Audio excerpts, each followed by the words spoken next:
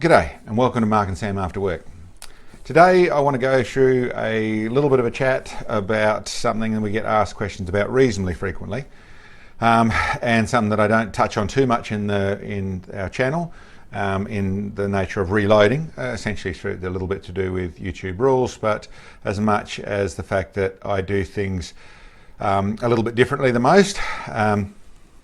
In a lot of what I do with my loading side of things, and what I'm referring to there is I don't ladder test in the way of my reloading load development side of things. I look at pressure levels and I look at long range groups, and I work with mechanical consistency in my brass more than anything else. But listen, what I actually want to talk about is full length sizing versus neck sizing. And that includes full length sizing and bumping the shoulder back and a full length sizer, or just neck sizing, and whether you're full neck sizing or half neck sizing. What I mean by that is how far you go down the neck, as the different ways of doing things. There are many on YouTube and many that have a particular way of saying that this is what you should do. And I suppose that's where I would start, and the main reason, my main focus in what I think of when it comes to talking about this is to, my opinion with that is sort of to debunk that. In my opinion, there is no right way to do this. There is the way that suits you. There is the way that works for you. There are a few things that are really obvious, and that is if you're taking brass that is range brass or brass out of lots of rifles, or you're making loads to use in any rifle, then full length sizing is the only way to do things. You do full length to a set case size, that is chamber size, that is worked out by a manufacturer of the dies, is what you do. So full length sizing back to whether it's SAMI or slightly smaller than that, but back to specs that are going to go into any rifle is the only way to do it. More of what I'm really talking about is that in precision rifles, when you're loading for your rifle, this is your rifle, what should you be doing?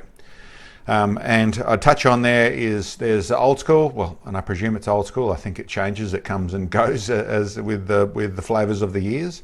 But there is, from my opinion, old school side of things where only neck sizing and only doing 2/3 or 3/4 of the neck is the only bit of the brass that you change the shape of.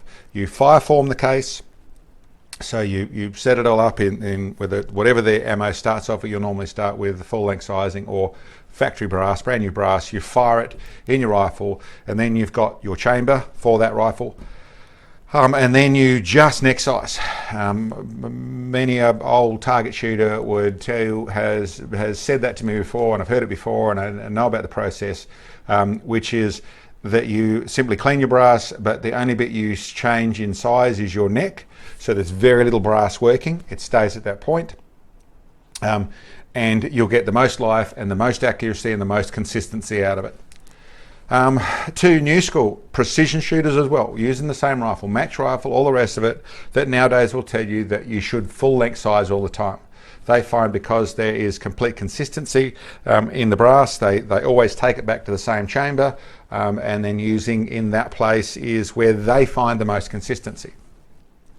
And that goes a little bit into where to run the jump on the bullet, or how much you're going to set up your bullet off the lands. There was, years ago, with good bullets and that type of thing, certainly with some of the VLDs and some of the bullets that are more fussy to things, running them right up close to the lands, either 0 thou or 5 thou or 10 thou, up close to the lands is where most accuracy was found.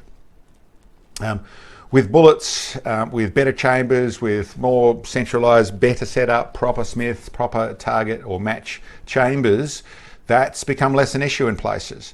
Letting the bullet run further back, 20 thou, 30 thou, 40 thou, 50 thou, up to 70 thou back, running them a long way back, is letting people run less pressure for the same load, or even run higher loads to get more speed without seeing those pressures, and still find, in some cases, even better accuracy.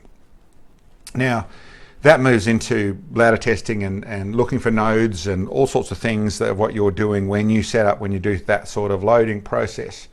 But And I don't want to get too complicated about that. So it's got its own way. I suppose what I'd put into what I'm really trying to say is that all these systems can work, and they are individual to what suits you and what you're doing. There's some guys who like to measure a lot and want to record a lot and do more and more to the brass. So measuring concentricity, measuring, matching brass case weights, the empty weights of the brass to make sure they're all the same, to try and get exactly the same. You can really go intense on your brass to try and create, in the name of chasing more accuracy. My honest feelings of what I've seen is there's a level of that where it becomes a little bit more a pursuit of getting all that consistent than actually looking for more accuracy.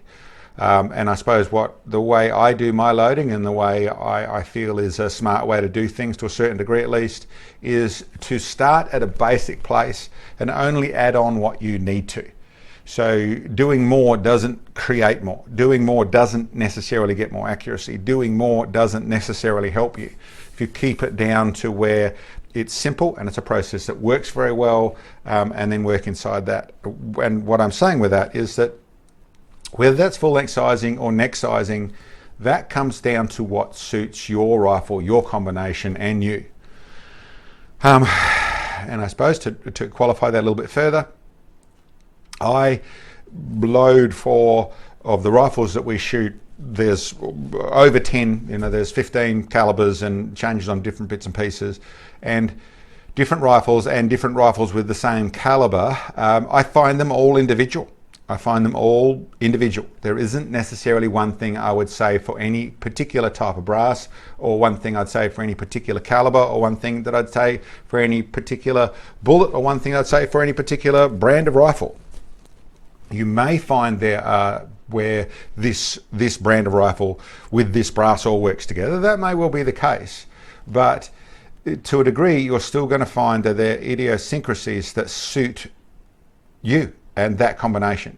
And I'm talking in all sorts of strange levels, all sorts of strange places, brass that behaves in particular ways.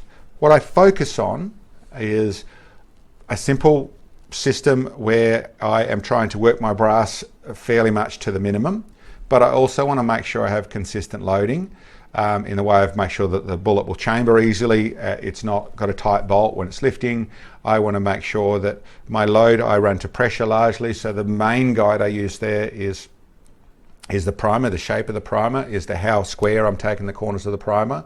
But then there's crating in the primer, there's the head stamp, on the stamp on the back, or the bolt face stamp on the back of the brass. There's how much the brass grows, there's whether your primer pocket grows or whether you get a tight bolt lift, and all those different bits and pieces is what I largely focus on. That stuff there is where my main work goes into making sense of things. My accuracy, I work with me, the shooter. I work with how the rifle performs, how straight back and forward it goes, and how consistent it is, which you'll tend to find if you're in roughly the right place in your pressures. And I just don't do enough testing through the logic of I want them to perform very well. I want to find very good groups out at really long ranges, but I don't have the time or the intuition or the energy to do 100-yard group testing with checking muzzle velocities and getting my group testing. I don't do enough of that work to say that I should do more or I should do less. What I do make sure is I get really good groups at long range. And the way I do that is get my pressure to a high level that's not too high. So it's down from where there isn't any pressure issues whatsoever. So generally a grain or two down from the maximum I think I can run. And then I make it shoot. So let's not confuse things too much with what I'm talking about in way of what I do in the load development. What I'm talking about is brass and what I should use. And with that, I have the likes of the little Seiko 85 in 223, Sam's rifle, that I can only neck size. The reason I can only neck size it is to get the amount of powder I want to run in there with the 80.5 grain bullets that I run in there. I need to fire form the case. there's another grain and a half of powder I can fit into that. I think it's 2 grains. I haven't actually compared in a long time. But there's more powder I can run in a 5-form case. So full length sizing it takes it down to where I can't run that charge. And there's a couple of others that are in that case. They really desire the 5-form case. So that means that works quite well. It then runs nice pressure. It's not hurting too much. It's just a matter of getting enough powder in there to make it get the bang that I want to have to run it the way I do. And then there's the likes of the 50 BMG, which has strong brass, strong primers, hardly moves anything, and I am full length sizing it as much as anything because it's the dies I have, but I'm not having any problems. The likes of the 375 Gibbs, which I go through a full length size process, and I've been through all the process of what works. I really come down to, I struggle in, I suppose, the development process I'm still going through there, but that was finding brass. I found primer pockets opening up with the amount of charge I was running in a 5-formed case, which is 5-form because it's an improved round, and found that I have troubles down the back in the way of the primer pocket opening up in the particular brasses I was using. And listen, I can go on all for another hour or so on different problems I run into, and then what I'm really doing, all my stuff is then using what system works for it best. The other details to keep in mind that I should say. The likes of full length sizing, there's a benefit that I can see in that for some setups, is that even though you are working your brass a little bit more, you're constantly shrinking it and it's constantly expanding, there's a little bit more work in the brass.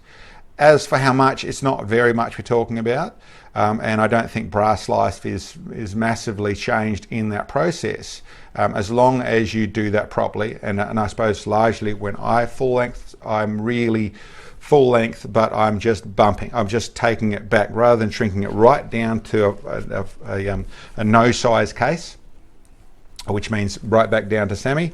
I'm actually taking it down to where I'm only running a thou or two for headspace. So I'm not going all the way down. I'm setting it up to where I'm running still fairly tight the chamber, but it's only got a thou or two in it. With that system, what you're getting is a little bit of growth every time in your brass. What I believe that does, and you can feel that more when you're 5-forming a case, is a tiny bit of shock absorber at the beginning of the firing of the brass. When you actually pull the trigger, it gives a tiny bit of growth, which means there's a tiny bit of a shock absorber of your brass actually growing before the full bang hits. In a 5-form case, you can feel that. You take exactly the same amount of powder, exactly the same bullet, exactly the same everything, except for one case is the likes of the 375 Shytac, and then I 5-form it into my 375 Gibbs. There is a decent amount of expansion in the case to actually happen at that time. You fire the 2 shots one after the other, the improved case hits harder. There's a harder crack. You can actually feel it. It's just sharper because there's no give. It just has instant bang and there's an instant recoil from it. When you're 5-forming and you pull the trigger on that, there's a very subtle difference to it, but it's a tiny bit softer launch. And that's, in my theory, I've got no proof to go with this, I haven't put pressure gauges or anything on it to test this, but what I theorize is happening is that expansion of the brass is a tiny shock absorber. That may in some cases actually improve the group, because one of the big things we're fighting here is that impact, is that resonance, that vibration, that shock of that load. And by making that a little bit softer, you'll find that in some cases that'll make them fire better. I actually run I don't run Magnum primers in almost anything. The reason I don't run Magnum primers and I just use large rifle primers is exactly that reason. The Magnum primer gives a sharper crack, which will, in the simple logic of it, if you smack something harder and get more resonance, you're going to find less accuracy in any form of things. If you want to hit a nail with a hammer, you'll tend to find you don't start with the biggest swing you can. You start with a little tap, tap, tap, tap, and then you build up to where you can whack it. So that same thing, that less whack actually gives that little bit more accuracy. And that's a theory side of things, and it can all work in various forms. But like I said, I use large rifle rather than Magnum for that reason. I don't have any issues. I'm not in snow in sub-zero temperatures or have any powder ignition issues, so I can come back, get a little slight bit softer start to things in the nature of getting more consistency out of less shock on pulling that trigger. So maybe there's a little bit in that where it comes to full length sizing versus neck sizing, but the main comment, what I'm actually trying to say, is that there isn't a right answer. There isn't the right way to do it. You're going to find it, but start at the basics of things. Start with what works. If you just have a simple kit, you've got just a 2-die kit for this magazine, or for this chamber we're talking about, this cartridge we're talking about, and it's a full length and a bullet seater, and that's all you got, and it works fine, you don't need to go further.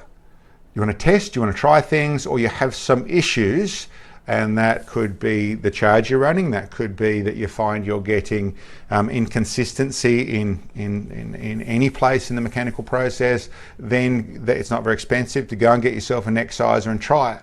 That doesn't mean it's going to be better. It's different, and try it. Be prepared to throw out things that you don't think are working. One long process of doing all these things, more and more things, and I do this, and I measure for concentricity, and I turn the necks, and I do this, and I weigh the bullets, and I do all this and all that sort of stuff. In the theory of finding accuracy, generally, if you're doing lots and lots and lots of things, generally the goal has become more about doing the things than about making that round work properly.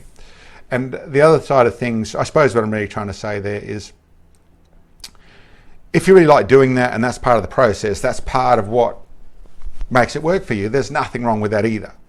If it's really a case of trying to make this work and getting frustrated by how much you're doing and still dealing with problems, pull back a little bit, come back to simple, come back to understanding what this case needs.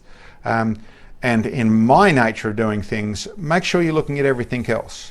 There isn't a magic load, there isn't a magic piece of brass, there isn't a magic way of doing things that is going to make this thing shoot really well. You'll be surprised how well things will shoot with simply getting all the basics right. And what I mean by the basics is that you have good bullets, is that you have an accurate way of measuring your powder and putting your powder in, is that you have a consistent size to your chamber, or to your brass, whatever that is, it's all the same size. You run a good quality primer. One of my things I really like, which I find very important, is a very consistent, I like a low neck tension, but what I'm really talking about is a very consistent neck tension. So when you feed those bullets in, they all go in exactly the same way. They're not tight, you're not pushing, they're not inconsistent. These ones are easy, these ones are hard. It's one of the main ways that I tell that my brass needs annealing or replacing, is that I'm starting to get inconsistent. I said replacing, not because that means it needs replacing, but that's the way I tend to do it. If I'm up at 9 or 10 firings, there's a lot of brass which is nothing else wrong, but I could anneal it at that point and go again, carry on and get that back to tension.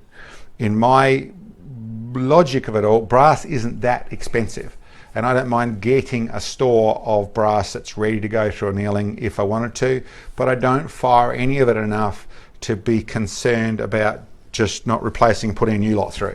It doesn't cause me any, it's not expensive enough with the amount of bullets and the amount of cost of everything else to get some new brass and start fresh there. I find is quite a nice way to do it when I'm getting to that point. And that all varies on what the brass is and how much it costs and how hard it is to get and how much it takes to set up and how many firings it takes before it shoots well and all that sort of stuff. There's all sorts of details, but my point is, yeah, there isn't a right thing. There isn't a right way to whether it's neck sizing or it's full length sizing.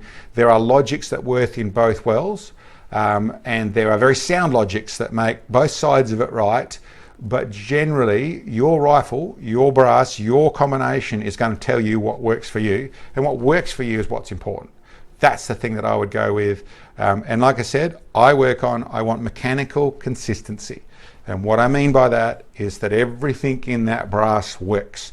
Everything behaves like it's supposed to. I'm not fighting things. And I do things that I've explained before. I will run the expandable back through the end of my brass just to make sure I've got a perfectly clean, easy feeding bullet when I actually feed them in some of my pieces of brass, just as I've found that is the nicest way to finish my brass off. I neck turn in places, I kneel in places, I full length in places, I neck size in places.